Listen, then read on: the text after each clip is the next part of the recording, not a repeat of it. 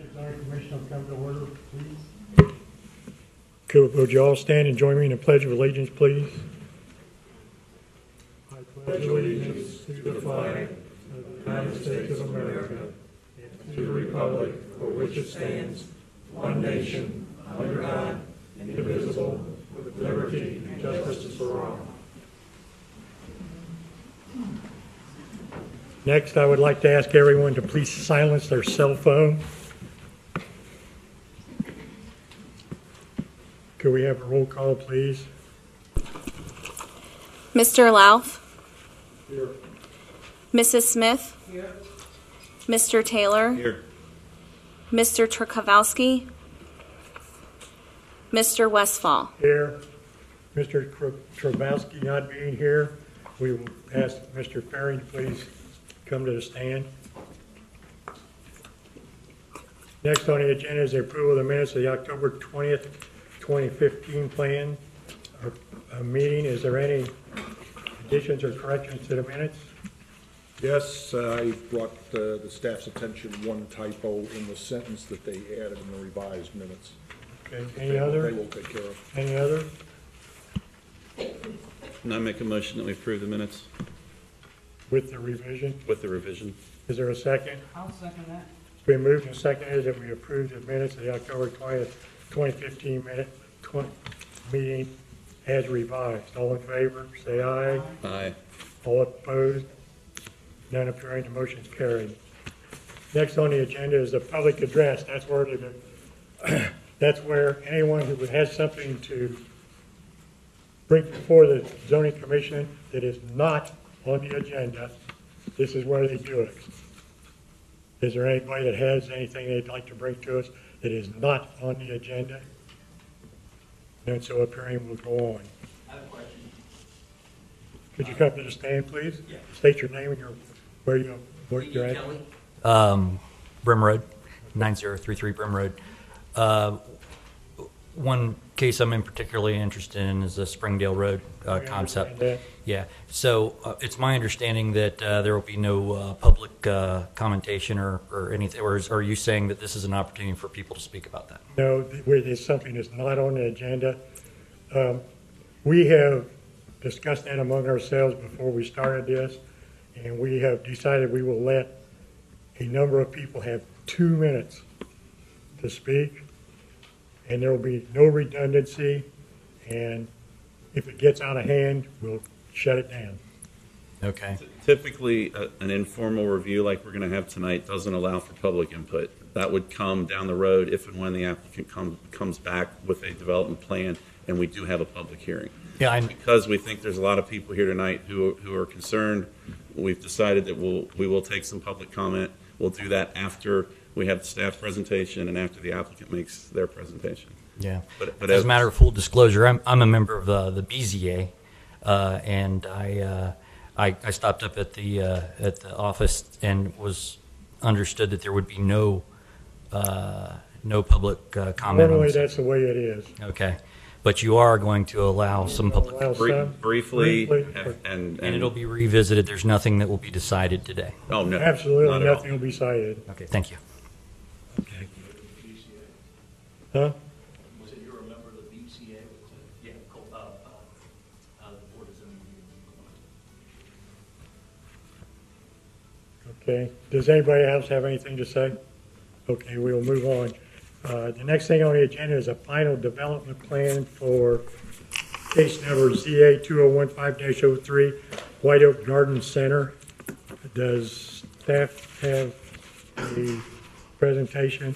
I know that we do. The projector isn't functioning at this time, but thankfully it's a final development plan for the preliminary development plan that of the White Oak Garden Center expansion that you saw in August of this year. There's very limited modification between the PDP and the FDP. You do have those in your packets. So if it's okay with the board, I will simply verbally move through my presentation, which essentially consists of the conditions and variances that they were granted. Just to step back for a second, this was originally a request to change the zoning On these parcels from R5 Suburban Residential District and B1 Neighborhood Business District to PDB, Planning Development Business. In August of this year, August 6th of this year, the Hamilton County Regional Planning Commission voted to approve the preliminary development plan. This zoning commission voted to approve unanimously on August 18th of this year, and the Board of Trustees, Colerain Township, voted to unanimously approve the preliminary development plan and zone change on September 8th of this year. All of those approvals were with conditions and variances. There were 7 conditions placed upon this approval. The first was that the applicant must submit a site plan demonstrating that the 15% open space requirement set forth in section 9.3.7 of the zoning resolution has been met. Second condition was that Hermes Drive shall be paved. Third, you sure can. When they say Hermes Drive shall be paved, does that mean to the end of White Oaks property or all the way up there to those people? To the end of White Oaks property. Okay, thank you. Third condition is that any proposed parking area within the 15-foot streetscape buffer yard along Hanley Road must be removed, or a revocable agreement letter must be provided by the Hamilton County Engineer's Office. Fourth condition, the streetscape buffer yard and landscaping along Hanley Road street frontage must meet the requirements of section 14.5.1 of the zoning resolution. Fifth condition is that the applicant must provide the required landscape plantings or an equivalent off-site buffer along the northern half of the western property boundary. Sixth condition, that the applicant must satisfy any requirements of the Hamilton County engineer, such as right-of-way dedication and traffic impact analysis reports. And the final condition is that zoning staff and the applicant shall work on the details of the sidewalks for payment in lieu of program. 3 variances were granted. Specific to section 13.4.1E of the zoning resolution, that the northern entrance to the site on Blue Rock Road shall be permitted to remain 40 feet from the intersection of Blue Rock Road and Hanley Road, where a 50-foot separation is required. Second variance is section 13.4.4D and 14.5.1, that the site shall be permitted a streetscape buffer yard of 0 feet along Blue Rock Road, where the streetscape buffer of 15 feet is required, and shall be permitted no plantings or landscaping where planting and landscaping is required within the streetscape boundary buffer. And lastly, table 14.1, that the site shall be permitted with the current buffer yard where a 30-foot boundary buffer yard is required along the boundary of the adjacent residential lot on Hanley Road. All of those conditions have been met and the variances utilized. Again, the final development plan you have in front of you in your packet is essentially just coming into compliance with those conditions. The only other change that I'd like to point out to you that's actually from what's in your packet is the elevation drawing for the larger greenhouse that is to be adjacent to the existing structure. Looks like this, if you can see that. The applicant made me aware this week that this will be actually modified a bit, in that center piece of this greenhouse will actually it will move 1 space closer to the existing structure. So on this first eastern elevation, it will move to the right. On the western elevation, it will move to the left, just 1 section over. That's the only major change from what you have in your packet. All that said, staff does recommend approval of the final development plan. Does the applicant have anything they would like to present? Okay, couldn't find you. Okay, staff, do you have any discussion you would like? Do you have any questions? Not staff, I'm sorry, the commission. Do you have any questions?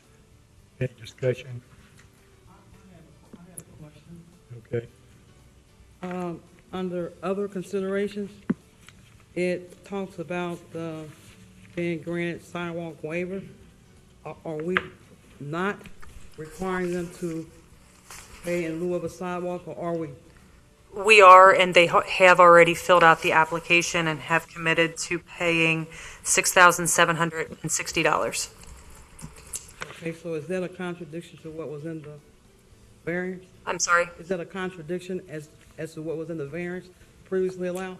No, ma'am. This has specifically to do with condition number 7 and discussion of the sidewalks along Hanley Road. Instead of constructing those sidewalks, they will pay into that fee in lieu of fund. Okay, thank you. Any other questions or discussion? A question for the applicant. If I recall, you weren't intending to do all this right away. Is that correct? Correct. Okay. Anything else? Question for the applicant. Was there any conversation with the police department or others about that parking that was a concern there on the north side of Herman's Drive? Remember we said chained off at night or something? Remember that? You have those spaces there on Herman's Drive. We said when you're not operating, it would be nice to, in some way, disable those spaces. Have you had that conversation yet? We have not. Please do so. I'd like to, I mean, there's got to be some easy ways to deal with that little problem. And the That's not- conversation with the owner of the bar? What? No, we had said that there was a problem, people parking there and blocking out. I agree that we were increasing the size of Hermes Drive, so I'm not too terribly worried, but I also think it's more than that. And if you could avoid people parking there when you are operating. We have addressed that with not only the bar owner, but the neighbors in terms of how they utilize that space, and that's been discussed, yes. You feel like you've got a reasonable approach there. Yes. Anybody else have any discussion?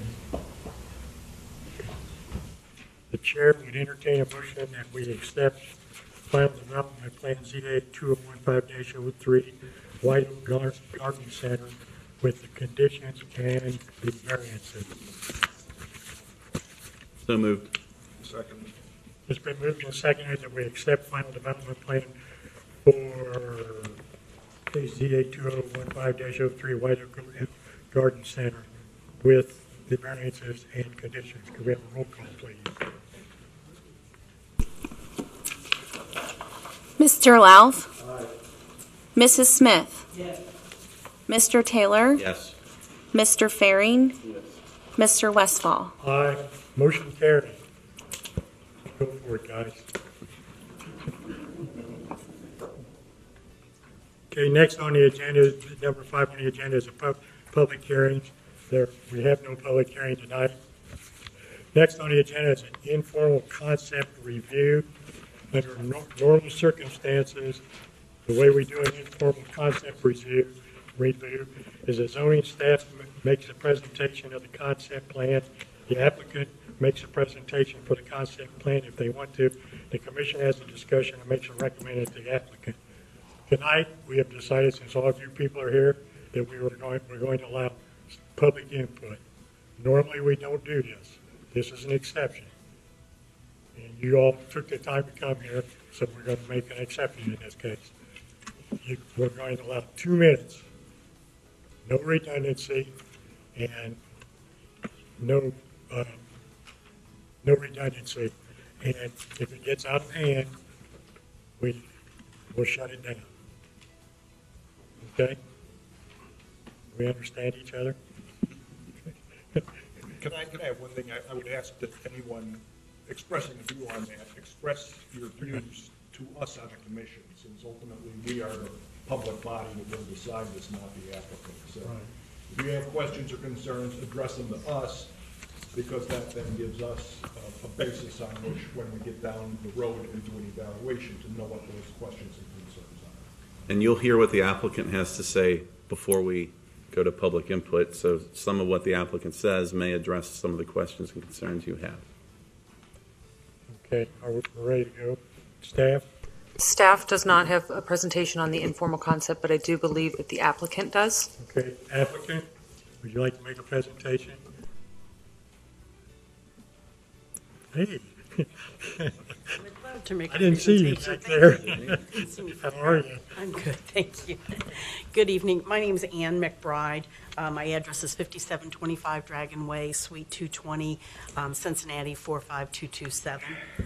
And I'm representing Clover Development this evening, and we appreciate the commission's time in doing an informal concept review, input session, whatever you want to call it.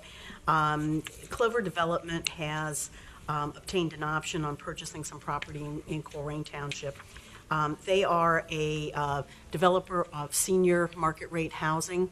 They're based in Buffalo, New York, and they have a number of properties in Pennsylvania and some other states, but they are doing a number of projects right now in Ohio, in Cleveland, and in Columbus, and here in Cincinnati. They have a project underway in the permitting stages in the city of Fairfield, and recently had one approved in Union Township in the Eastgate area in Claremont County. So they have, as I mentioned, obtained an option to purchase some property here in Colerain Township. And before we moved any further, we wanted to take the opportunity to come and talk to you all and get some input from you. The property in question is about 9.6 acres, and it's located on the north side of Springdale Road between Brim and Sheets Road.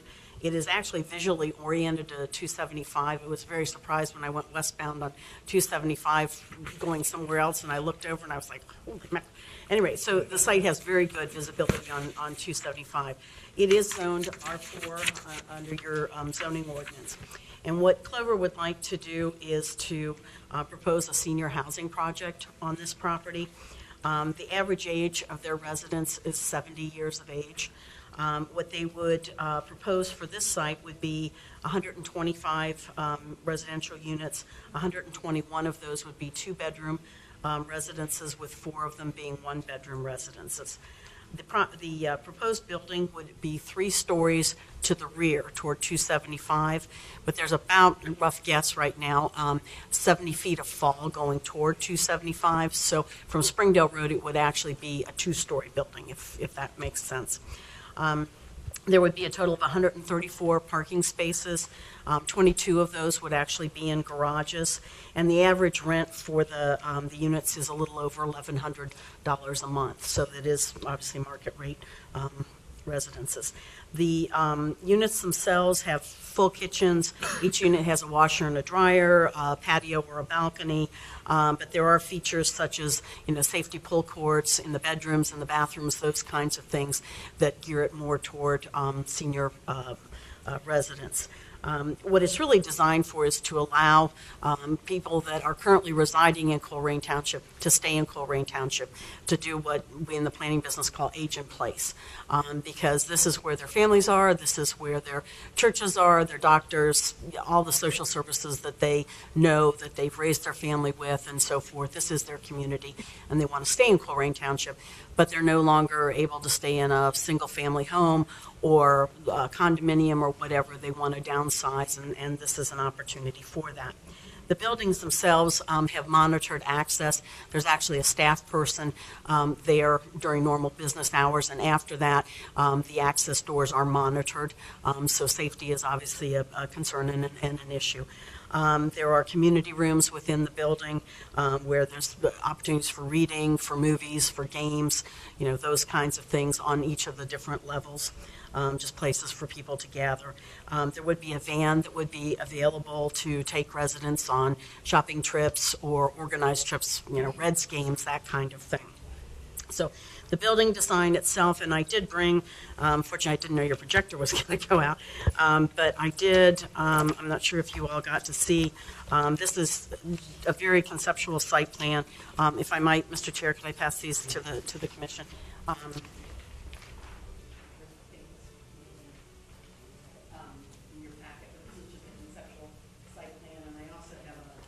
Conceptual grading plan, if you'd like to see that relative to how that topo works concerning going down to.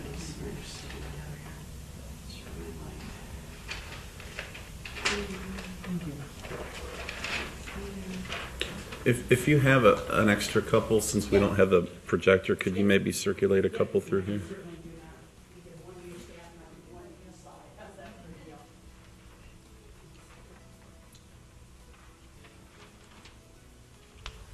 And just before we go any further, I want to, so we're all clear, this isn't an assisted care facility, it's not a nursing home, it's... These are for independent, older, I'll say, adults who are still able to live independently, make their own meals, that kind of thing. There is not a central dining room or anything like that, but it is age restricted. All units have kitchens? Correct, correct.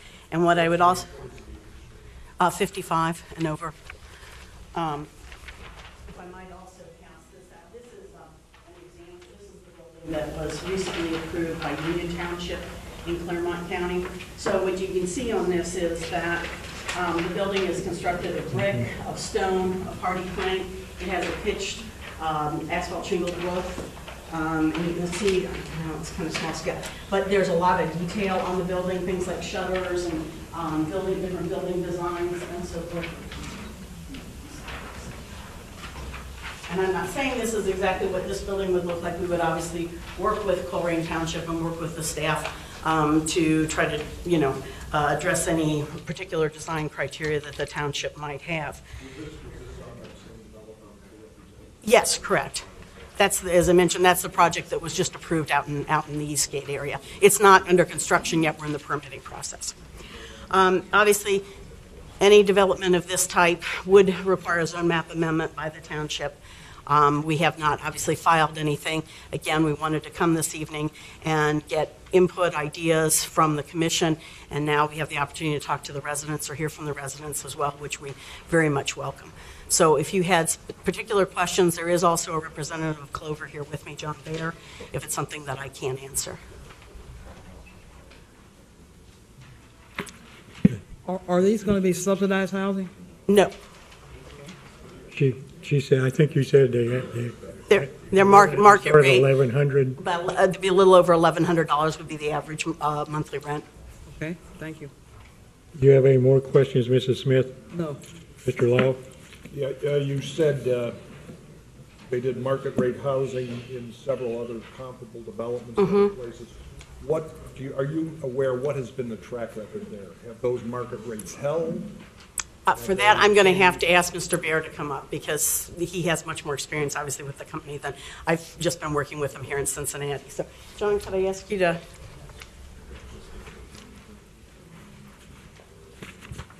Good evening. I'm John Baer, 6457 Glenway Avenue. How do you spell your name, sir? B-E-A-R. Okay. Just to back up, our vacancy or our occupancy rate is holding at right at 95% across our portfolio. And to answer your question, yes, the rates have held at market rates for the different jurisdictions that we're in. Okay, so 95% occupancy at market rates, you've held them. What's the longest one you've operated? I think the first one was from 2010. That's when we switched over. That's right. So 5 years in on that one. Right. 2010 is when we entered into the senior market. And I have a question for staff before we're done here. What's the land use plan call for in this space? It is residential. Residential. Okay, Mr. Taylor? You mentioned the slope of the land, and I know it does slope fairly significantly away from Springdale towards 275. So you mentioned it's a 3-story building, but from Springdale it would appear as a 2-story building. Is that accurate? That's correct. Okay. And one drive in and out. That's what I see on your plan here? Only one access That's point? correct. And the exact location of that obviously we'd need to work with the Hamilton County engineer on that to make sure we had good site distance and so forth at whatever location it would go into. I have a preliminary grading plan if you would like to see how that would work. Okay. You have one access? That's correct. Yeah, that's right, you do. Do I recall that we went through this with another comparable development and ended up having to put in 2 because of ambulance access? Ambulance and fire. The one on Wessel? Yeah, the one on... No, not Wessel. Off Wesselman. Off of Wesselman, Condo. yeah. That was because of a potential flooding issue down along Wesselman in They were case in that road was blocked. Yeah, they were in a Glad your memories are floodplain. better than mine. Okay, this is one building, correct? Yes, Okay. And 134 parking spaces. yes. Seems light to me for 125 units. Right, and it's below what your code would require, so that would require approval, obviously, through your planned development district. But what we have found is at 70 average age, a lot of these folks don't drive, or if they bring their cars initially, they let them go after a year or so. And again, there is the van service to take them things. But these are folks that are in your community today. So their daughter on Saturday is taking them grocery shopping or those kinds of things. These are, how do I phrase this politely, except to say, these are people that maybe you don't necessarily want to okay? So, but to your point though, on the number of parking spaces, that then is, and I hate to use the word guarantee, but if the issue was how do you know that this is always going to be a senior housing project? This is not going to have enough parking to be a multifamily development where 20s and 30s and 40s and something could live there, because there's not enough parking unless you chose to grant that variance. Also, I don't know a lot of 20-year-olds that want pull cords in their bathroom, but that point aside. So the parking, again, Clover's done a number of these projects. I've worked on a lot of other ones, and it's a pretty good number. No, and that's given the project. that's a good answer, and that was my assumption, that based on your experience, you know that you don't need a lot of parking. And my thought too is these are older people. They typically probably, if it's a couple, don't have two cars. Oh, no, only one. right, Okay. right. That alleviates one of my fears, that if that wasn't enough parking, you'd want to come back and add more spaces, and that doesn't seem like it's going to be. Okay, good.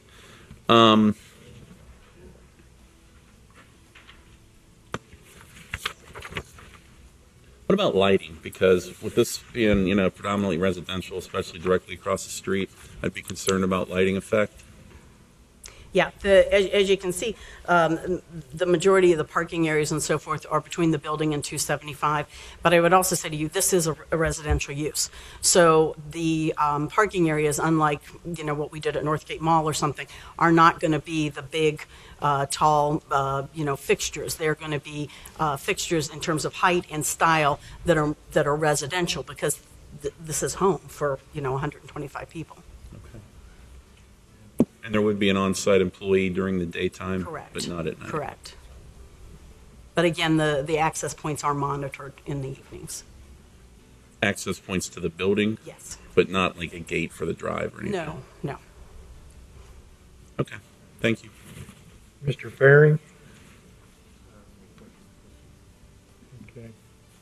Okay. My main question was the three-story building, and when we looked at it, we thought it was that slope, but it's 3 stories in the back, and only 2 stories on street at the street grade. That's so correct.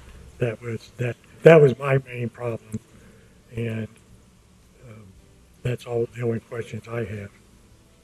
Okay, now Let me. you got another one? So I know this isn't representative of this development, but just to get an idea, this shows balconies. Correct. If this was the development on Springdale, would the balconies face Springdale or would they face 275? Both. Both. Okay. And patios on the ground About floor. 3 stories above the ground, too. Okay. Thanks. And again, there would be patios on this ground The floor. ground which is floor. huge. Mr. Farron? If that's the case and your balconies and patios both sides, you're saying only 2 stories are going to be exposed, what happens to these lower units on the front side with their porches? They would have patios? The first floor, you mean? The lowest floor, you have 3 levels. On the 275 side, there would be a patio on the first floor and then 2 levels of balconies. Okay, on the Springdale Road. On the Springdale Road side, there would be a patio and 1 balcony. So those people in the front on the Springdale Road side would not have a patio, is what you're saying? No, they would. If they were on the technically the second floor of the building, which would be the first floor on the Springdale Road side, they would have a patio. And then the folks on the, quote, third floor, which would actually be the second floor from Springdale Road, would have a balcony. So is there basement on the Springdale Road side, or is there just Maybe two different. levels of living on the Springdale Road side? I don't know about the basement issue. Or are we not following, are you saying there really are 3 stories facing Springdale, but you only see 2 from the road? That's my understanding, is that there's going to be 3 floors. You're not going to see the bottom. That would have a patio.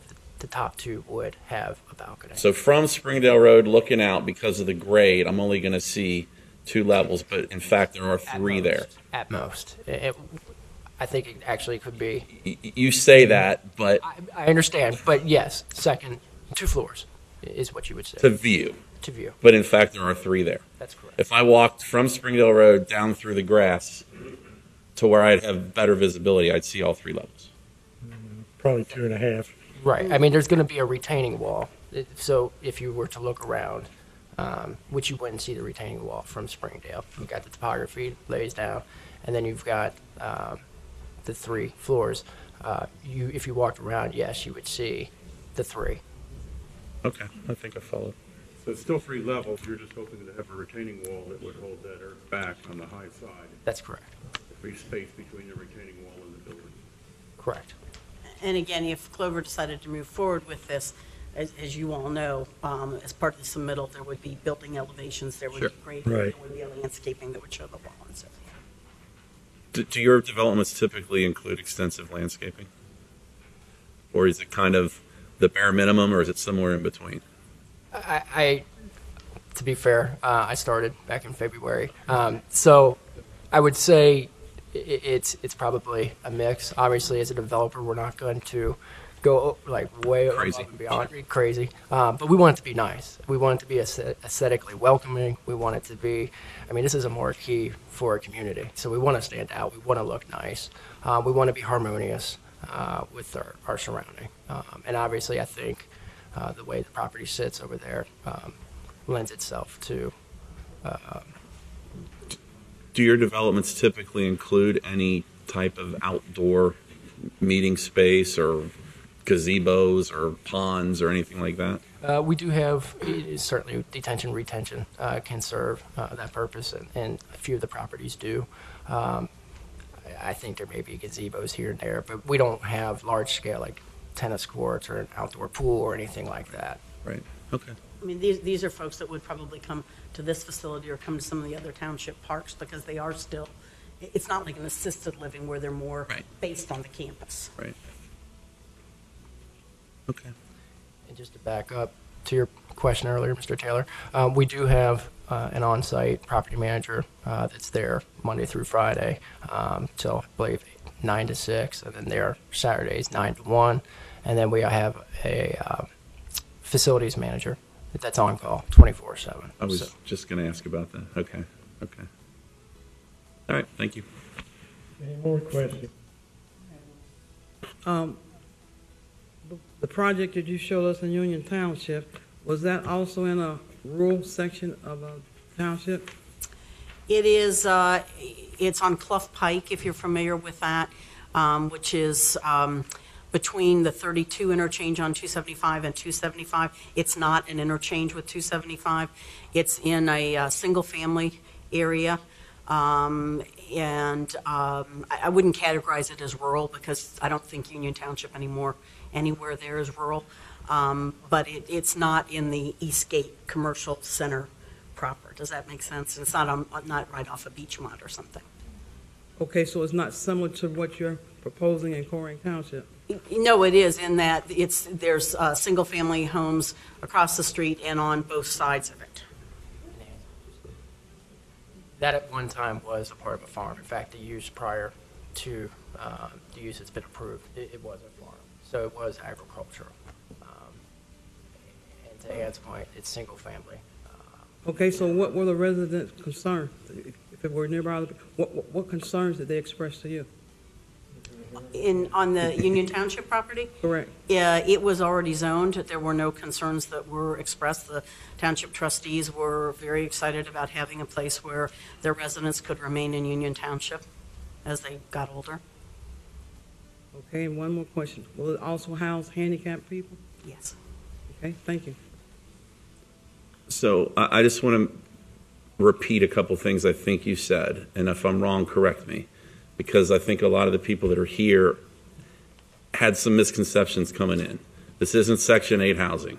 Correct. This is not low-income housing. Correct. This is not a government-funded housing unit. No, it is not. Okay. And we're clear it's not a nursing home and it's not an assisted care facility. Correct. Expect very little traffic impact. Correct. Thank you. Are there any more questions? Thank you. I'm trying to figure out how we can work this. People coming up to speak. If you would like to speak for 2 minutes, could you raise your hand? Okay, we'll go from front to back. How's that? You're first.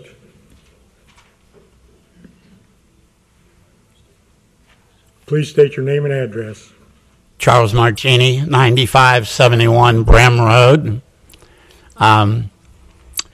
Two questions for the board. The first one, I would like the board to clarify what the differences are between an R2 designation and an R4 designation and an R7 designation, which are all listed in these documents.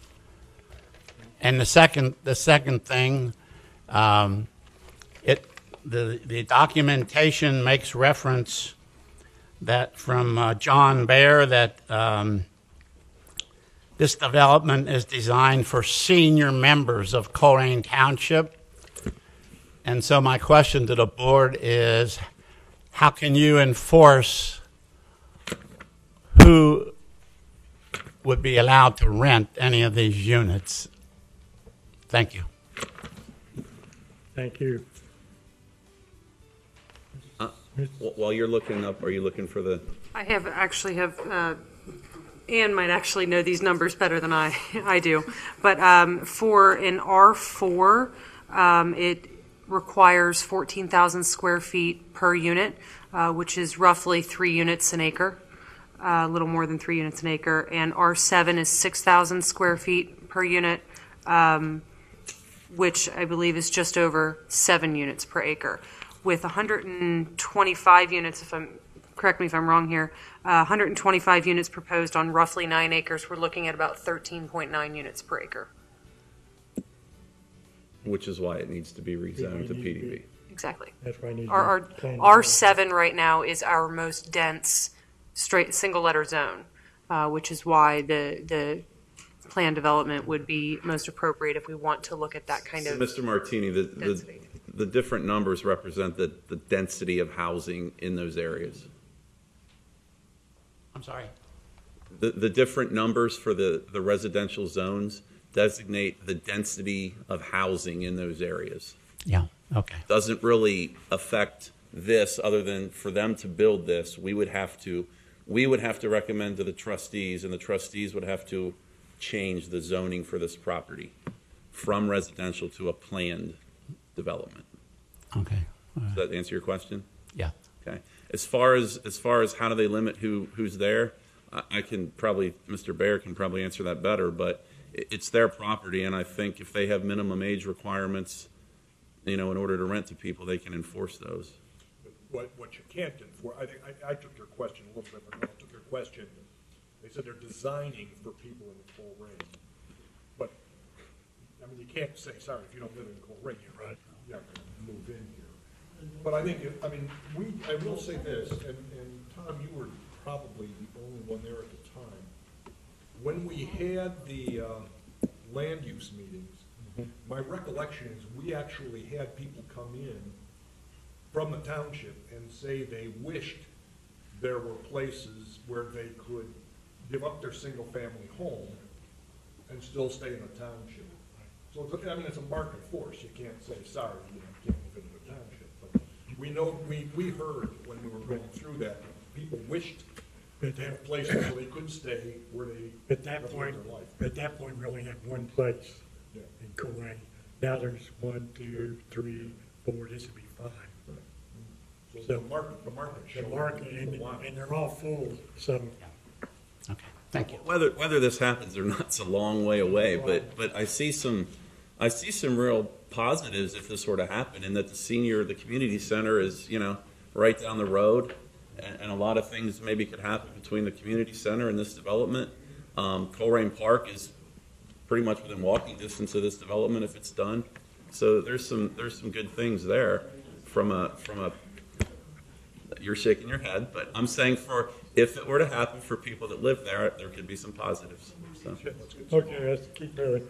Somebody on this side, okay, no, and the guy in the first row. Your name and address, please. My name is Jeffrey Grace. I live at 9101 Brim Road. My property will be affected by this. As I can see it from just looking at this plot map, it's already very difficult to get out on Brim Road from Sheets Road, and this is going to add a lot more traffic to that area. There have already been numerous wrecks there, and something really should be done about a traffic light there or something, because people need to get in and out. Also, as I look at this, I see that there are no elevators in this building. So how do you expect 60, 70-year-old people to run up 6 flights of stairs every day to get in and out of it? This tells me that it's really not being built for old people. Can I ask what you're looking at that doesn't show elevators? I was just looking at that thing, that paper that came out. Are there elevators in the building? Mr. Baer? Yes, there will in fact be elevators. There would have to be to meet ADA compliancy issues. Right. It's federal law that there'd be elevators. Okay. As far as the traffic issue on Brim, that's a county road, and a light is not within our jurisdiction. And I disagree with your comment about bringing a lot of traffic. If this place was going to have a lot of cars, they'd be asking for a lot more parking spots. They're actually asking for fewer parking spots than the code requires, which is odd. Usually people want more parking spots. So I understand your concern. I just disagree with your comment. I don't believe it's going to add a lot of parking. I see what we have right now, and to add more cars to it, then that's going to be a more difficult challenge to get in and out safely. Okay, that's fair enough. Okay, on this side, right here.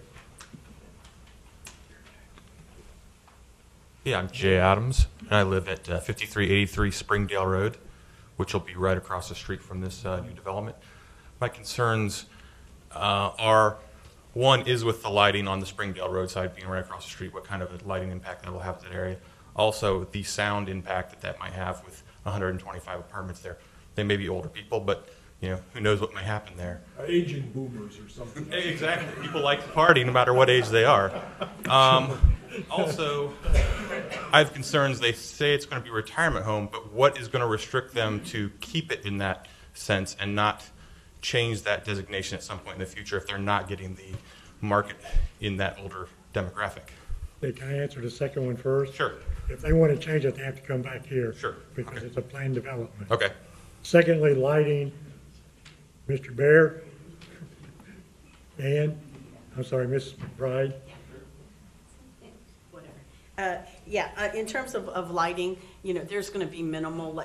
We want the parking area to be safe, obviously, because these are older residents, and families are going to drop them off and that kind of thing. So we want it to be safe. We will be submitting a photometric lighting plan and cut sheets of the fixtures. So that's something that we can definitely work with, and we can show the residents exactly what the light levels will be where. But we would not anticipate a lot of lighting on Springdale Road, again, because the activity, so to speak, of the building, the main entrance to the building, is all facing 275. Right, and we do have rules about how many lumens can go where, and certain members of this board, including myself, have light meters, and we go out and check them. I have done that many times. So if they come back with a full plan, part of that plan would have to be to show us the lighting and what effect that would have. Right, it'll be on the plan. That's part of it. Okay. And to answer your other question with regard to Ann's earlier point, the fact that we're asking for fewer parks, Commissioner's already said we would have to go back and request a change. That's compounded, the difficulty is compounded by the fact that we're already efficient on parks. So. Yeah, and I wasn't asking about the traffic that I've been asked. Okay. Yeah. Right. Well, you asked with regard to changing noise levels, not necessarily from traffic, but the purpose. Oh, with regard to Changing it from creating a- senior development. Right. And changing it to the. Yeah, they'd have to come back here. As the chairman said, they'd have to come back here to change it, but the market wouldn't support that as a complex for younger people, because those apartments would average 2+ cars per unit, and there wouldn't be sufficient parking for it. So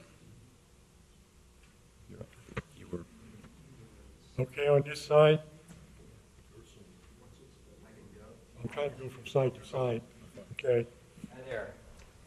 Thank you, Commission, for this undertaking that you are getting ready to go on.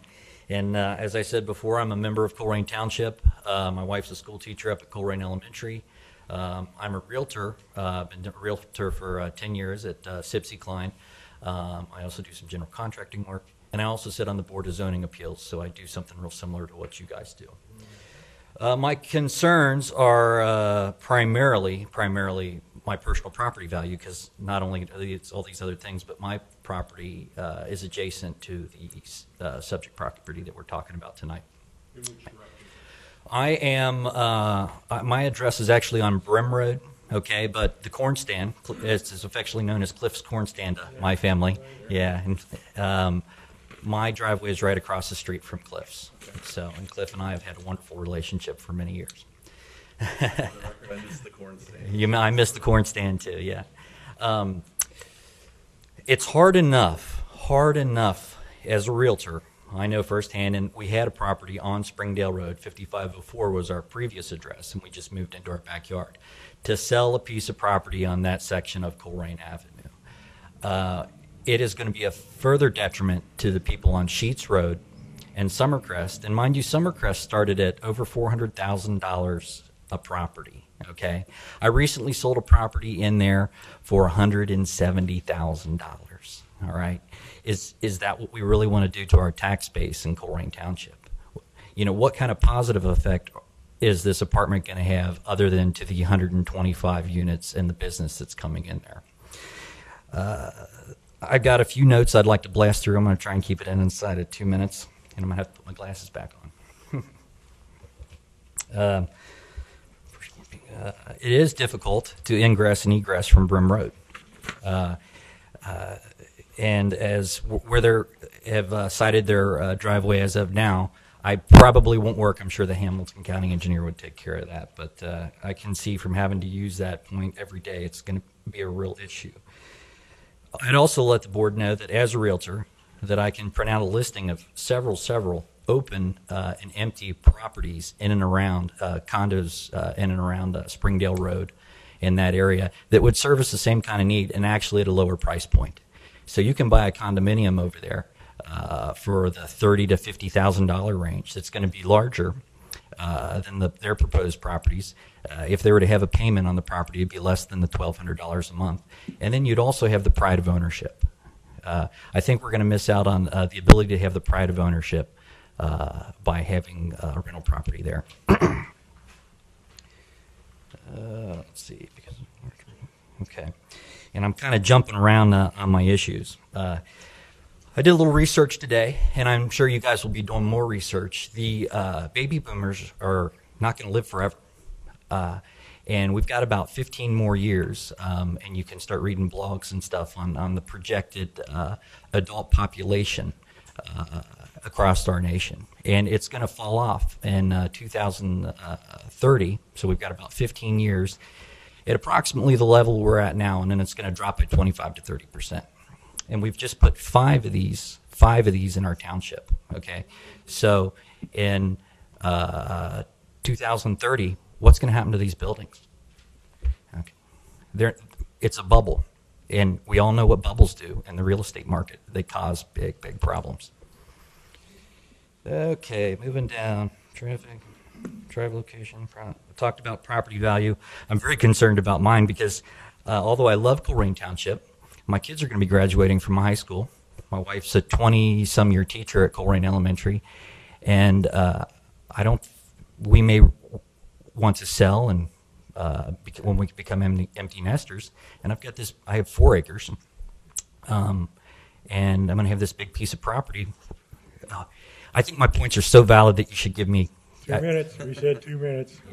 And we can't give you more, Yeah, we give anybody well, else. I think we have the gist of your concerns. I mean, Well, I have a question here to the board. When do you give feedback to the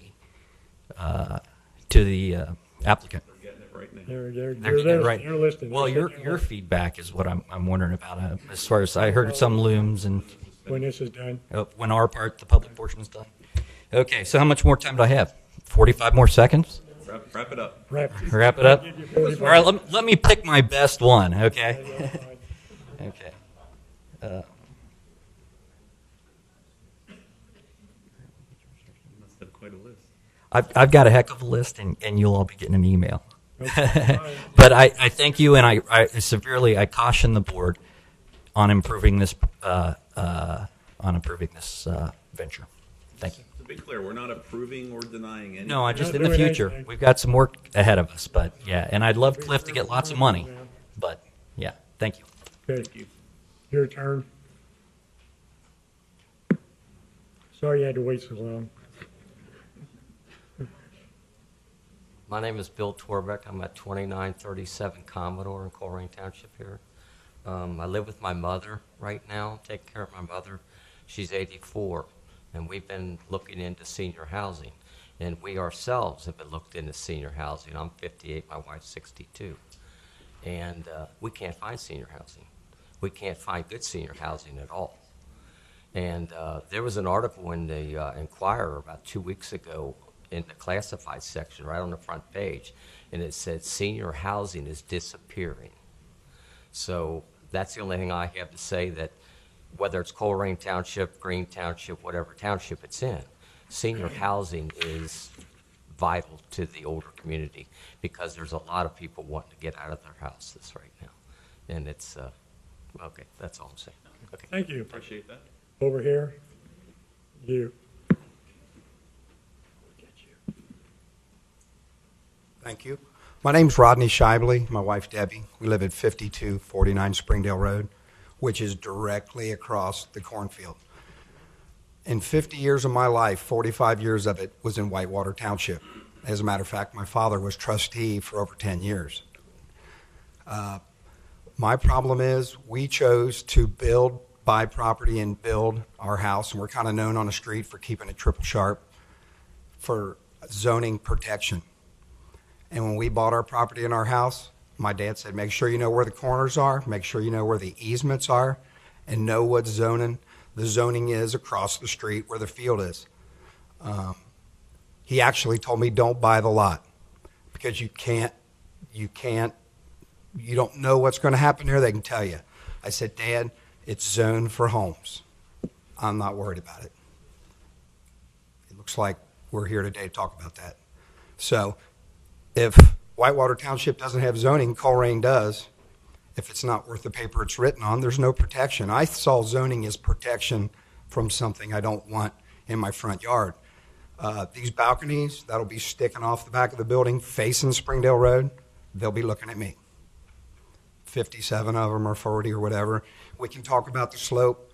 We can talk about what's a patio and what's sticking out. They're looking at me. That's zoned for housing. That's what I think it should be. Zoning is to protect me, and I hope it does. Thank you. This side. Okay, back over here.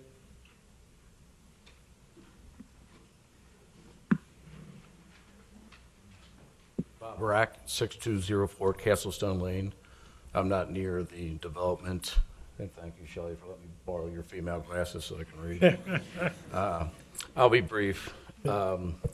If I was the board and the commission, I would want some stats from the entity who wants to develop this on the average age of being 70 years old. So please try to get some backup for that. It's a New York company. We don't know them. Let's see if we can get some stats on that. And is that of the owners of the property? Does that include grandkids, kids? We know how people tend to live with their grandparents.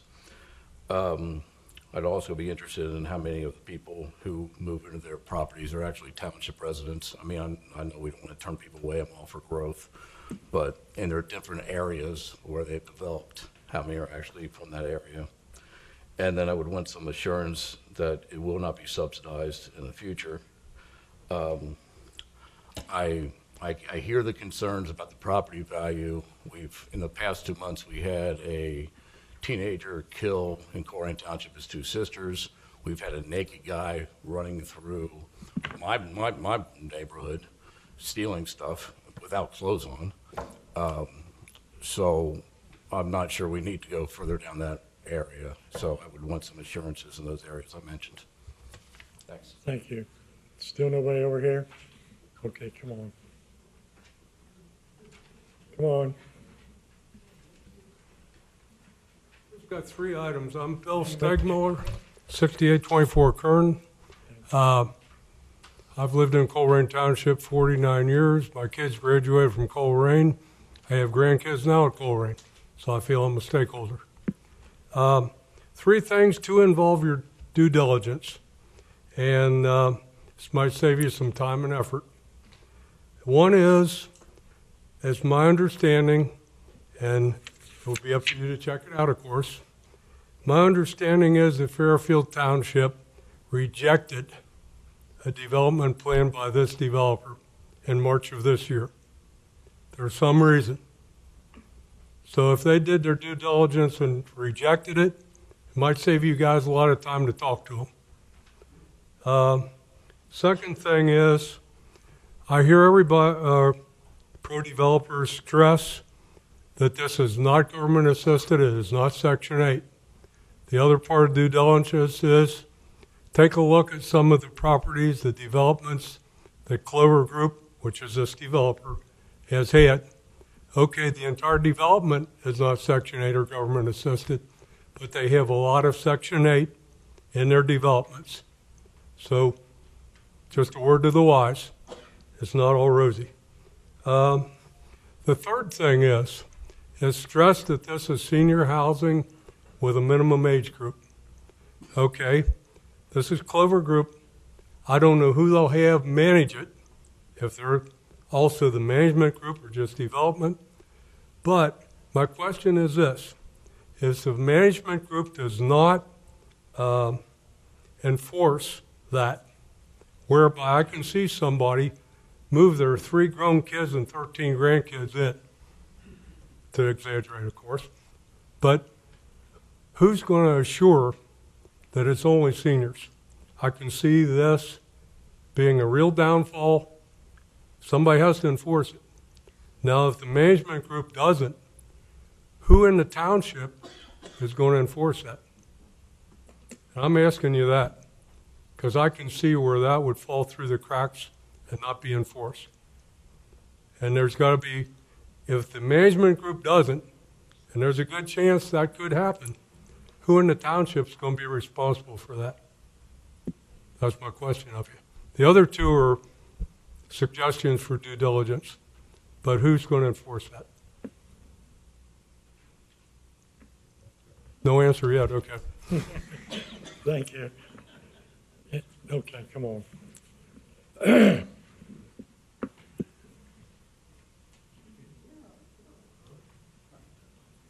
My name's Tom Richter. I live on 5178 Sheets, and it's a short part.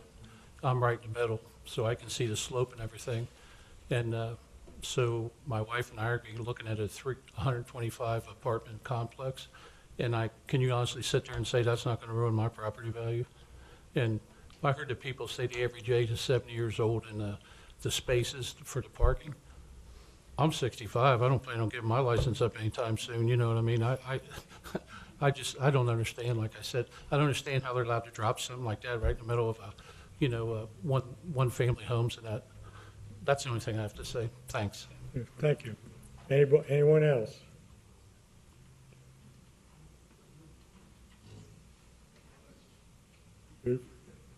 Somebody just had rotator cuff surgery. My name is Shelley Walsh. I live on Sheets Road, but my mom lives on Springdale Road. I'm one of 6, and you're saying that there's going to be enough parking and there won't be traffic. I visit my mom every day. 4 of us visit her every day, so that's 4 extra cars right there in her driveway. So that you're going to have older people are going to have visitors. You know what? I Grandkids. hadn't thought about that. That's a very valid point. That's a more diligent family. Right. That's quite Two of them unusual. don't. Four of us do, but two of them don't. So there will be more traffic and there will be more cars. That's a good point. Thank you. Way back there in the back. I could see your hand. I couldn't see you. That's all right. Good evening. My name is Scott Weishaupt. That was my sister. I do visit my mom. I live 2 doors up. Two of you. I live 2 doors up, so I usually walk, and I don't have to have a car down there. You don't bother the traffic. Right. I want to, two concerns. Right now, it sounds like this is already a done deal. I hope that's incorrect. Okay? That's incorrect. I hope it is. 100% not a done deal. Okay. The second thing is I have to agree with Rodney and a number of these other people. When I built here because this was zoned R4 or R2, residential single-family dwellings. I'm not opposed to helping the elderly. I believe in it. But I definitely don't want a 125-unit, 3-story building across from my house to lower my property values. So if this goes through, there'll be some more property on Springdale Road because it'll probably be my place, which I'll be selling at a loss. And I believe everybody here believes their property values will go down and be at a loss. The other thing is I have some grave concerns about their statistics, namely the cars. First of all, I'm over 55. My wife and I both drive. So your characteristic that this institution is going to be for 55 and above, and there's only going to be one car or no cars. That's flawed statistics. That's flawed statistics right then and there. I don't have to go back Brim Road, but I know a lot of people that live back there. The traffic is terrible. Springdale Road is terrible anymore. So I don't know. I just think that Clover Development has a lot of flawed statistics. They keep wanting to bring in what they did in Fairfield, what they did in Cleveland. I don't really care about Cleveland. I don't care about Fairfield. I care about Colerain Township. And as far as monitoring this, there's definitely a problem here. I got a judgment from this zoning commission over 5 years ago about running having a residential business or a business being run out of a residential address. Ms. LeCount right there has been unable or unwilling to rectify that situation since she's been in office. The other problem you have is you go through commissioners like it's glasses of water. There's been 3 in the last 6 years, I believe. Is that correct? You're talking about the zoning. Yes. So you're not going to police this. You're not going to be able to. From past practices, you can't enforce the laws and the rules that you pass. My faith in Colerain Township has gone downhill drastically in the last 5 years. I've lived in Colerain Township 55 years now. So I would ask you to think on this, pray on this, whatever you have to do, but give it long consideration. Don't just listen to the sparkle and glitter from Glover. Thank you. Thank you. If I may. If I may. Out from under the bus. Well, Mr. Weishaupt, if you'd like to speak with me after the meeting, I'd be happy to clarify what Officer Penley has told me about your property. Thank you. I spoke with you plenty on it. Might as well talk to that wall, ma'am. Thank you. Okay. One simple question, like I did with Rumpke. My name's Kurt Fisher, 5434 Desert Gold Drive. If the apartments were across the street from your house, would you vote for it? Approve it? And none of them voted for it, and the Supreme Court made them develop more of Rumpke. And they all voted no because they couldn't do it, because if you actually have a heart, you would not want to destroy people's homes, their value of their house, and everything else.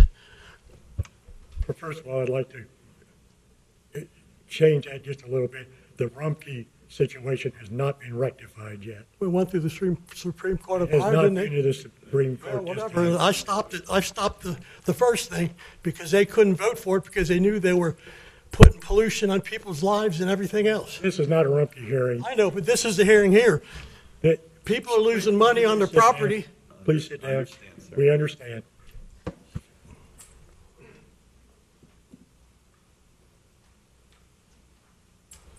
Jim Metzger, 9451 Brem Road.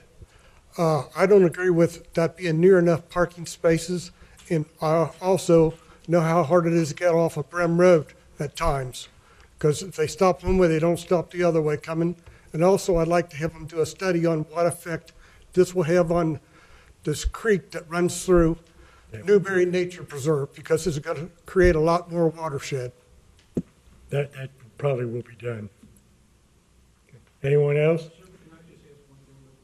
If you come up here, sir. As far as the parking spots, I mean, we're relying on what the developer is telling us and what they're asking for, and I have to think that, you know, they have a history of building these places, and they think they know what they need. So, On the other hand, I also called staff and asked that they check what the national experience on, I mean, there are metrics out there on this stuff that, based on experience. So rather than just say, well, okay, this is what they want, I asked, if there are some guidelines I think we should take a look at before we consider something. Mr. Westfall, can they give us any statistics on these other places they built, what it did to what people paid for their homes, and when they went to sell them after this was built, what they got, you know, how much their homes went down, or if it affected it at all? Mr. Bear? Okay, I understand. When we have the public hearing, they will probably have statistics, but at this point they don't. again, this is not our normal process Right. here, but Normally we because don't do this. I'll be honest, we appreciate you being here and we appreciate the input, because all too often, questions now. yes, yeah, all too often we don't hear up front, and then when the public shows up, it's too late. Right. So this is good input. The developer's hearing it all. They're going to take it into their ideas. They may not even come back. I don't know, but It's your turn.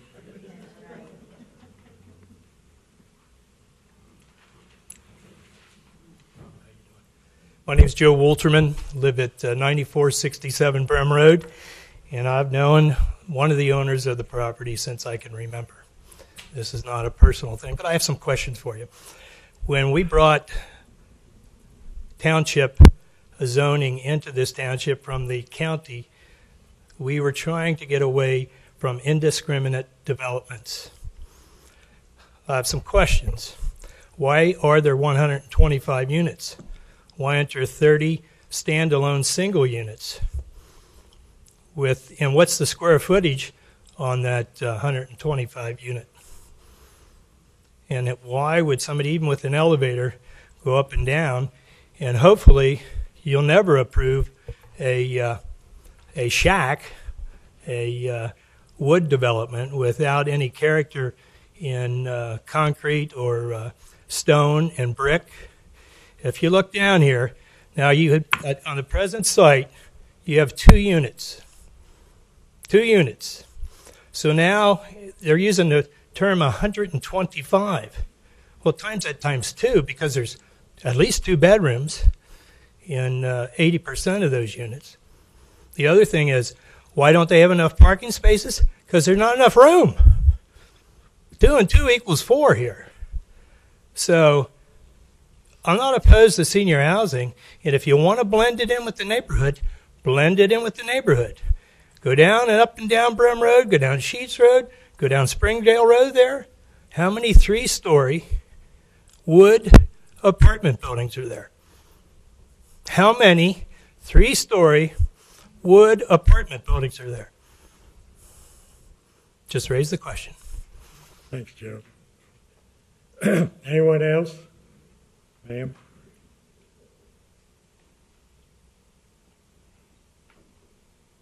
I'm Suzanne Gruber. I live at 9551 Brem Road. I've been there about 20 years, and I like the rural setting, and that's why I live there. I could live closer to town since I work in Clifton, but I prefer to live out in the country where it's quieter. I think this is a business. This isn't a housing development. It seems like a business. They're going to have a business manager on site all the time. I think people are going to be coming and going. I think they're doing it for profit and not for a place for people to live. They're doing it for a profit, I'm sure. I mean, this is where I live, and I would rather have a nice rural property to call my home without having, they say 125 new neighbors, but I think it's going to be more people than that using my roads. I mean, there really isn't anything for people to do in a building like that. They're going to be coming and going. That's really all I have to say. Please think about it. Thank you. Anyone else?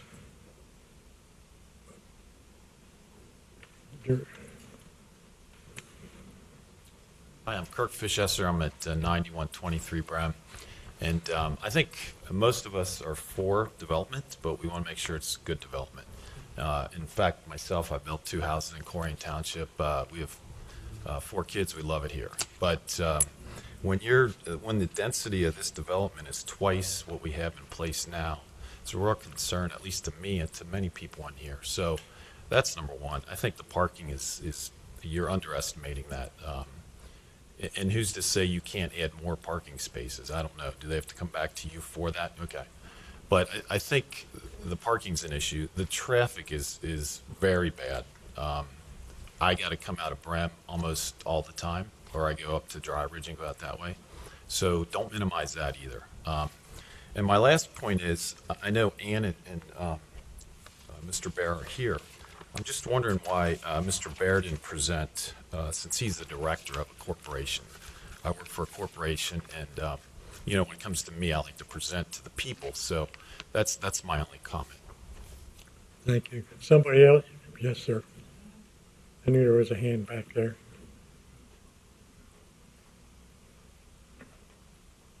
My name's Jamie Schmitz. My address is 8965 Summercrest. I just moved to Colerain Township about 5 years ago. Thought it was a nice place to live, township that was up and coming, and a place where I could grow my family. I've got 3 children, 7, 5, and 2. I actually came from Price Hill and know firsthand what it's like to live in a subsidized housing kind of area. We had neighbors to our right and left that were, you know, misfits in that area, causing trouble, going to jail, this, that, and the other, ruining property values. I can tell you, for one, I didn't really feel safe there. Again, why I moved here. I agree with the comment that this Clover Nook is a corporation that's for profit. They're not in even Ohio. I think that we should seriously consider that, you know, if this development becomes unprofitable for them, it's a 3-story building, big size building.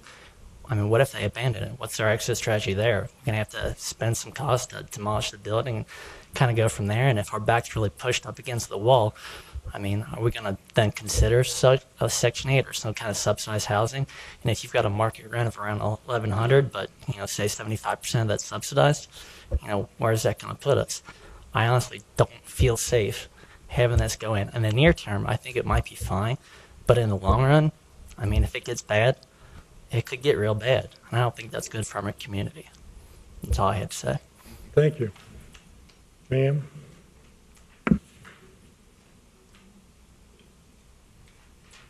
Hi, I'm Pat Pendleton. I live at 5164 Sheets.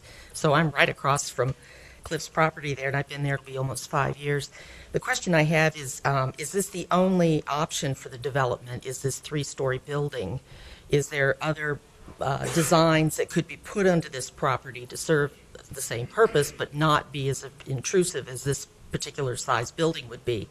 And the other question I have, whether this building or a similar building went in there, or even if housing went in there, would there be any options to put a sidewalk along that side of Springdale Road as well? So those are my only questions. To answer your question, this is the only development that's been presented to us. There haven't been other options presented at this point. And this is the first step in this process, and it's an informal step. So the applicant will take all the things they've heard tonight, and they may go back and change their ideas. They may not even come back. They may come back with the same exact thing. And it's up to us then to decide what we want to approve or not approve. Sidewalks, yes, that would probably be we would probably a requirement. Those, yes. Anyone else? I'm sorry, you've already been there once.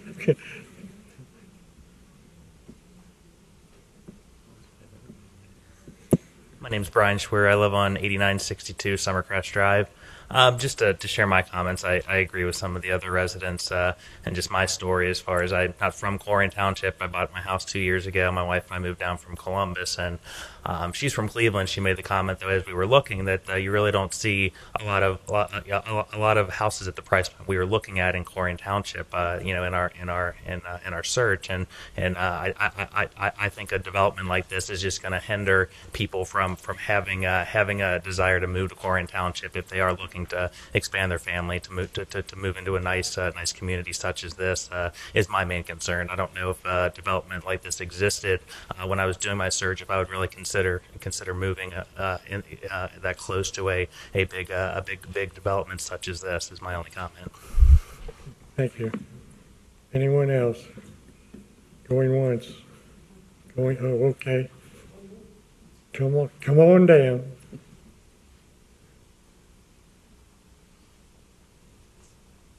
My name's Jason Katz. I live on 8917 Summercrest. When my wife first heard this, her first words were, "Let's just move." I mean, our children don't go to any Colerain schools. They go to Cincinnati Christian. I work far away. I'm just from Colerain. I've always lived in Colerain. I love Colerain. And I think you guys might have a little exodus on your hands where people say, "Let's just move." And people of means like myself, we can just do that. And other people, then what happens? You know, Donnie's happy because he sold a couple of my houses, so he'd make some money, the realtor, but I think the rest of the community wouldn't be. We'll come back, Donnie. Anyone else? Going once? Going twice? Name's Art Bowman. I live on 9547 Brem.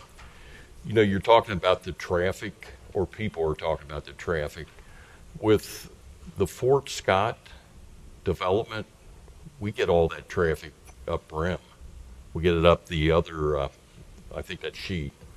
But my wife and I have lived here for 33 years, and the reason we bought was because of the rural, you know, it's country. And I just hate to see this go in, and I'd like to keep it at the zoning it is right now. Thank you. Thank you. Anyone else? Okay, we're going to move on. Mr. Faring, do you have any comments, questions? Would you like to take a break before we do this? Could you? Okay. We got 5 minute recess. Okay. We're going to have a 5-minute recess. Mr. Faring, do you have any comments, discussions, questions?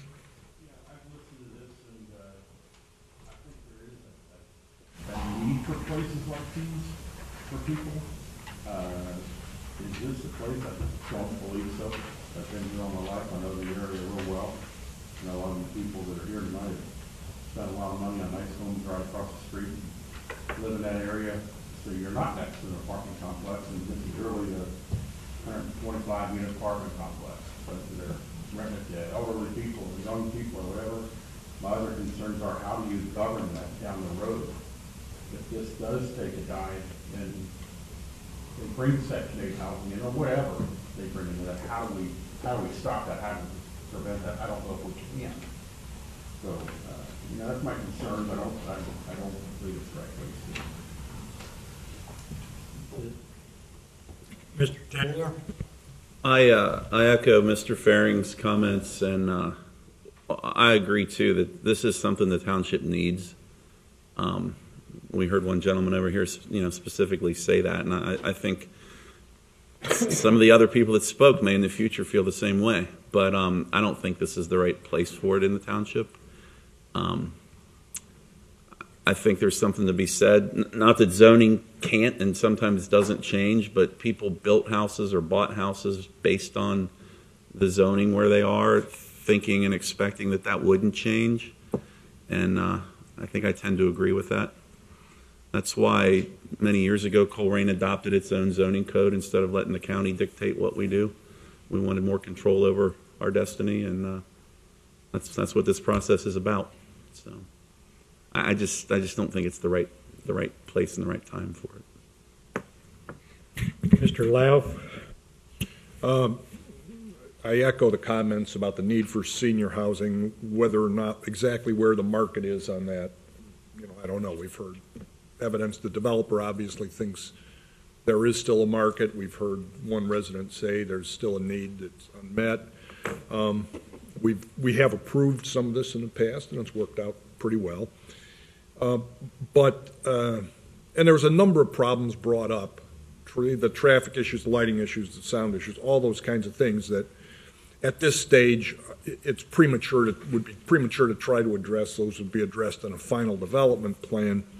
And I think those problems are all solvable within the confines of the zoning code. But in fairness to the developer, you've brought forth a thoughtful plan. I mean, the way you've set it in this space is thoughtful, and I mean, I see you've tried to accommodate things.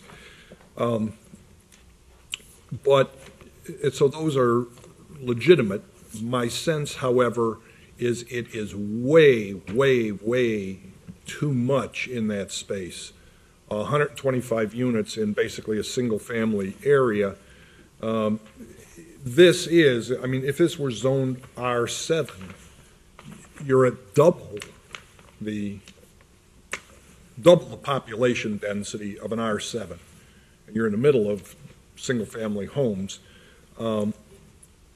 And that seems to me that it is at the point where this development set in this space would really change the surrounding area's character. I mean, it wouldn't be the same by a big margin a day after it's built. So, I mean, I could envision other kinds of senior housing. I could envision lower density. I could envision, detached units. I mean, there's a lot of this stuff around town that I'm aware of. So I don't have a problem with that sort of development there, but the 3-story, 125 units, to me, is past the tipping point where you really change the character of the area. And so that, to me, is one that I'd have a very hard time swallowing. The other thing I will say, maybe this is a different way to say what's been said. Right now, we're bullish on, there's a market for it. We'll fill it up at 95% at $1,100 a month, and so on and so on, and it'll be over 50. And those assumptions may be good and they may be bad. My problem is if those assumptions are wrong or markets change substantially, that doesn't leave us with a little problem to be solved. That leaves us, given 125 units in the middle, surrounded literally on 3 sides by single family, with a very, very major problem that I would be hard pressed to solve on the commission. So I think if you want feedback, you put me down as very skeptical at 125 units in this space. Mrs. Smith? I agree with my colleagues. I think all the resident concerns are valid, and I would tend to vote no if it were presented to me today.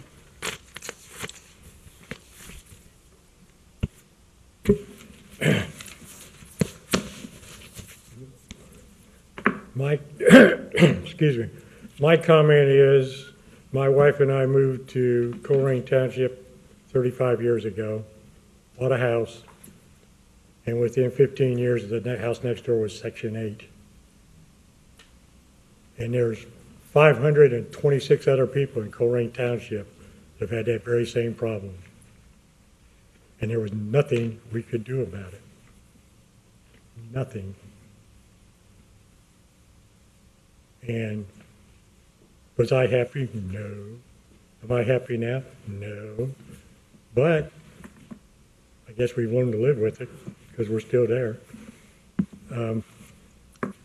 I know you guys think that this has nothing to do, these don't match at all, but in a way they do, because I feel like the rest of my colleagues do. I think we need to grow, but I need to think about this some more before I would vote yes. I'm not going to say I would vote no, but I'm not going to say I would vote yes. So, Mrs. McBride and Mr. Bear, go back and give it some thought. Well, we appreciate all the time of the commission and the residents also coming out tonight. We really do appreciate all the input and the comments, and we'll go back and see where we are. We look forward to seeing you again. Thank you. Thank you, everyone. And thank all of you for the input. It's kind of nice to have it ahead of time.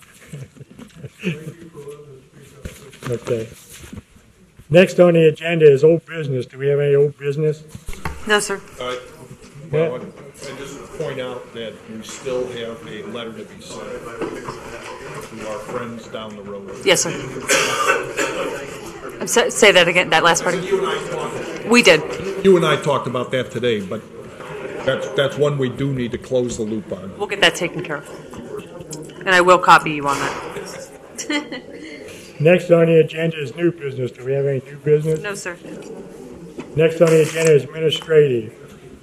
Here's the administrative. Go for it. Last month, I was asked to look into the David J. Aller Planning and Zoning Workshop. I have done so. It will be held on January 22nd, 2016, Anderson Town Center.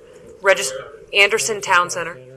Registration is not yet open. I believe that should be open within a couple of weeks, according to Todd Kinski. Is that an all-day event? Yes. Yes, sir. Put me down. Put you down? Well, I'll send an email when registration opens, and we'll. Okay. Next item under administrative items is just kind of to make you aware of some upcoming text amendments that I plan to get in front of you that I'm hoping that this commission will initiate through the text amendment process. Working to clean up just a couple different pieces within the zoning code and hopefully not create any more problems in the process. So we still have the alternative financial service providers hanging out there. That should be in front of you for a vote to then go back to the trustees. That should be in front of you in December, back to the trustees then in January to get that completed.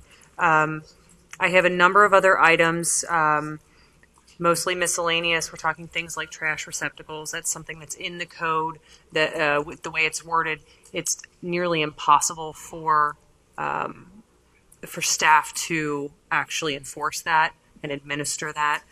So it's something that we're looking to modify, and I'll get that before you. As I recall, that's very difficult even to do it, especially if you're in a subdivision.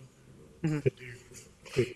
I think the change to Rumpke coming in April too is going to make some changes to that because there'll be different receptacles required and specific receptacles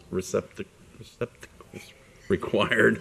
It's a hard word. Yeah, so that may help. It may hinder. I don't know. I'm not entirely sure. I think we're looking to, and I'm working with Larry on this, but we're moving more towards specifically taking out that piece about where they need to be located on a residential property. So we get a number of complaints about trash receptacles essentially stored in the front yard by the garage door. If the garage is in front, that is something that is nearly impossible for us to actually enforce. In violation. Fortunately, I sit back so far nobody sees it. Good for you. Good for you. Not all your neighbors aren't so lucky. It might be a negative byproduct of the agreement with Rumpke because I don't have room for a 96-gallon receptacle in my garage, and I'm not sitting on my patio. So. Well, and if we've got a foot of snow, what's the likelihood that you're going to drag that around to the side or backyard? It's just, so there's a number of items like that. I plan to kind of split these up and hopefully look for this board to initiate those through the text amendment process in December and then also again in January, so kind of splitting them in half. So dealing with alternative financial service providers in December, temporary signage, and trash receptacles in December as well, and then in January looking to address accessory structures in business districts. There's just some of our language is a little goofy and makes things a little difficult, so I'm hoping to kind of streamline some of this. addressing sexually oriented businesses with the new business that is going on up in Westchester. Just make sure that we at least have an understanding of what we would do in that situation. So at least defining it in our code. I think that's one. I think that's one that we talked about it when we're doing the zoning codes and all that stuff. I'm not sure we came to as firm a conclusion as we should have at that time.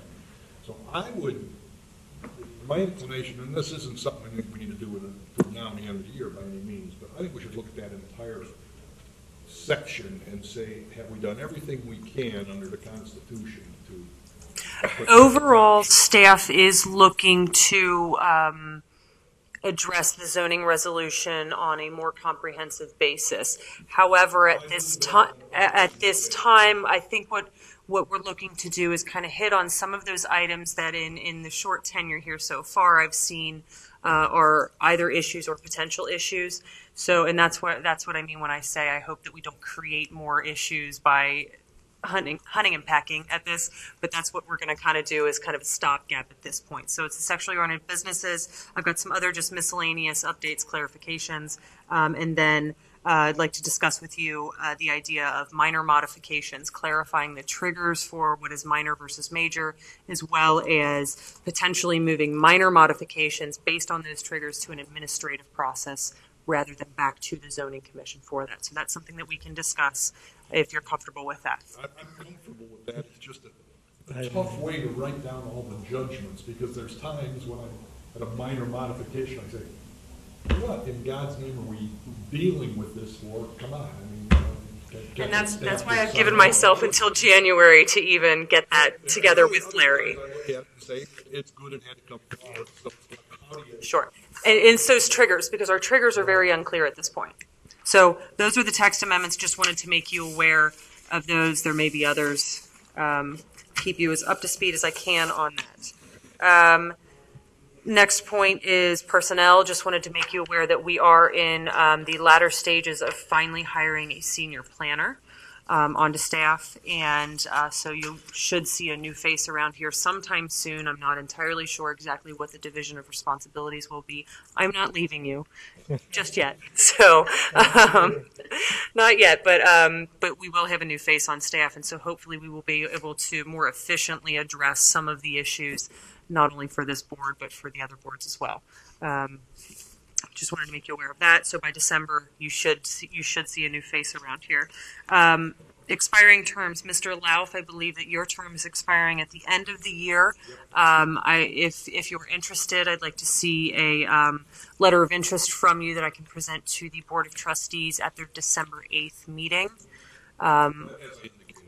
Correct. Absolutely. Absolutely. Got to make the right decision for yourself. And also, I have a letter here from Commissioner Turkovsky giving me his resignation as of November 9th, 2015. I received this letter last week. So there is that seat that's vacated. You may want to look at appointing either Mr. Faring or Mr. Grody as a permanent on the commission. That's not up to the trustees. Trustees do that. You're right. Sorry, speaking out of turn here. But letters of interest to the trustees, if you're interested in seeking a permanent position to fill his place. And I'm guessing I probably missed something, but I believe that's all of my administrative items. Yes. I do have one more. I'm sorry. One more. I placed in front of you meeting dates for 2016 for this board, as well as the submission deadlines. We are looking to keep this as third Tuesday of the month, except for, I believe it was just November next year. I don't remember if December 20th is the second or third. I'm assuming it's the third. Okay. Now, you had mentioned to me, I don't know about the rest of them, about a new starting time. Would you like to? Staff would like to propose, for a couple of different reasons, that the meeting start time be 6 p.m. I recognize that there are some on the board who are not as interested in that time, but I would like to open this up for discussion.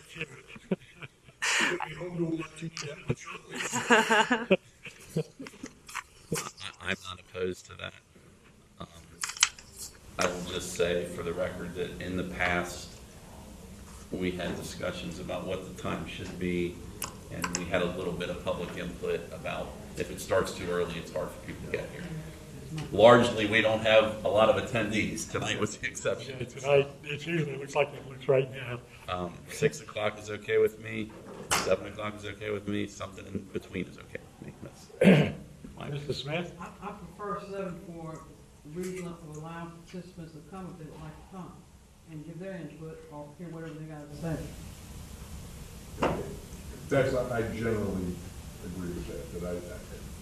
I can go either way personally. It's not a big deal, but I really think, when you have something like this, people need an opportunity to have input. That's what public hearings are for. And I'd hate to do something that makes it that much tougher for people at work.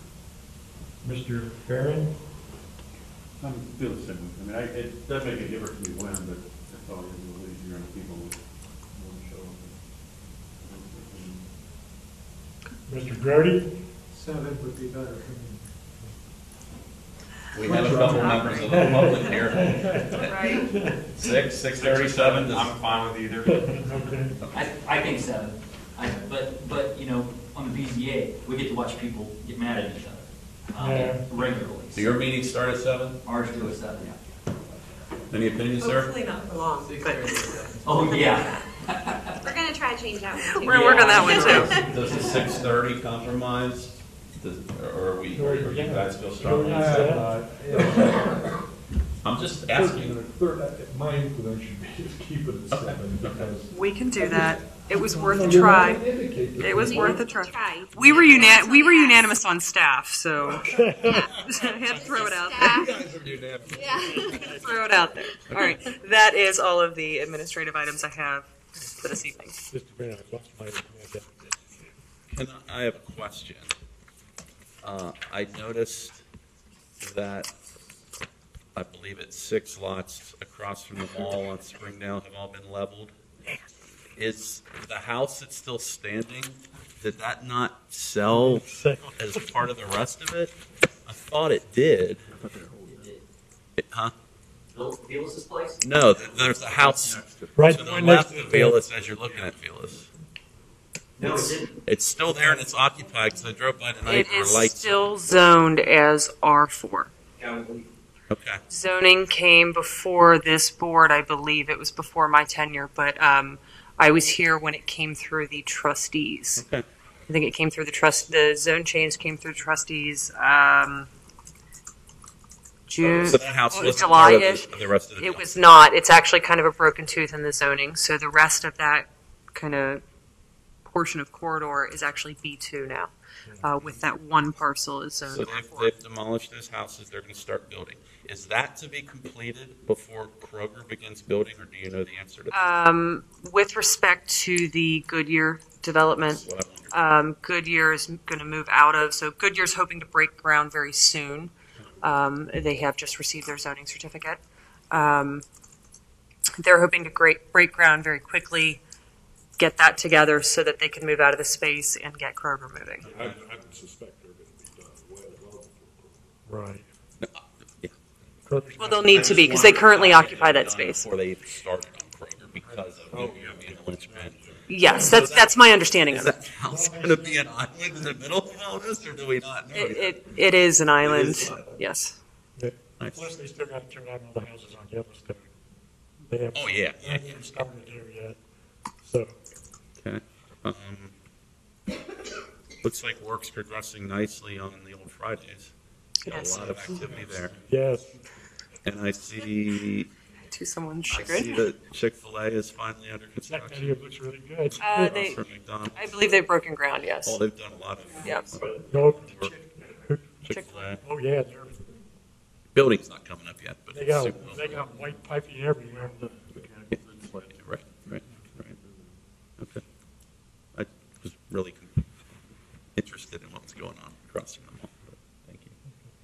Anything else? Anybody have any more questions?